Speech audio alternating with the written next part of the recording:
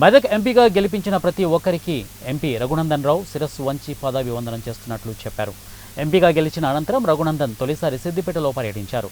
ఈ సందర్భంగా నియోజకవర్గ ప్రజలు చూపిన అభిమానానికి జీవితకాలం రుణపడి ఉంటామని ఆయన అన్నారు. ఇక ప్రధాని నరేంద్ర మోడీ నాయకత్వంలో మూడోసారి కేంద్ర ప్రభుత్వం కొలువు తీరడం చాలా సంతోషంగా ఉందని హర్షం వ్యక్తం చేశారు.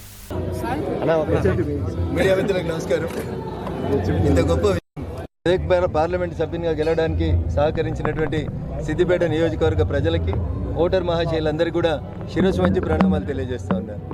నా ఈ గెలుపు లోపల సిద్దిపేట నియోజకవర్గ పరిధి లోపల వచ్చినటువంటి ఓట్లు, సిద్దిపేట ప్రజలు, ఓటర్ మహాశయులు చూపించినటువంటి అభిమానానికి జీవితకాలం రుణపడి ఉంటానని చెప్పి ఈ సందర్భంగా తెలియజేస్తా ఉన్నారు. నరేంద్రుడి నాయకత్వంలో మూడోసారి దేశంలో భారత ప్రభుత్వం ఏర్పాటు కావడం జరిగింది. త్వరలోనే మేమందరం కూడా పార్లమెంట్ సభ్యులుగా ప్రమాణ స్వీకారం చేస్తాం.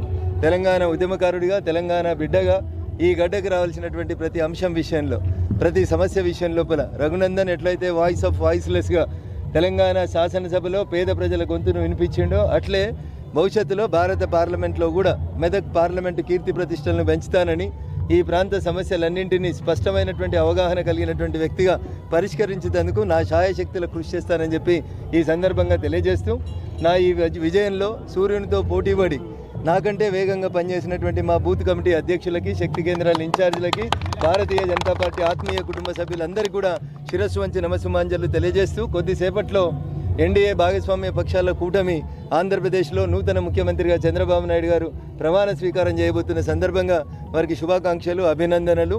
ఇంతింతాయి వటుడింతాయి అన్నట్టు ఎన్డీఏ ఈరోజు దేశంలో 22 రాష్ట్రాల్లో ఎన్డీఏ ముఖ్యమంత్రుల్ని ఎదిగేటువంటి రీతి లోపల ప్రజలు ఆశీర్వచనం ఇచ్చిరంటే ప్రజల తీర్పును మీరు అందరూ కూడా అర్థం చేసుకోవాలి, స్వాగతించాలి.